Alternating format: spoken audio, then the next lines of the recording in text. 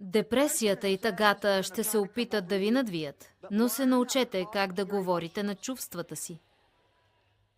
Владейте чувствата си, не ги оставяйте те да ви влияят.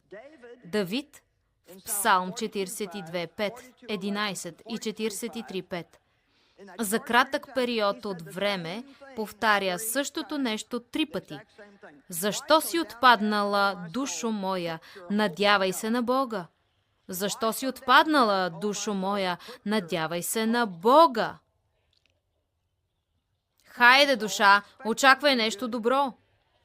Също толкова лесно е да вярвате, че нещо добро ще ви се случи, колкото и да вярвате, че ще се случи нещо лошо.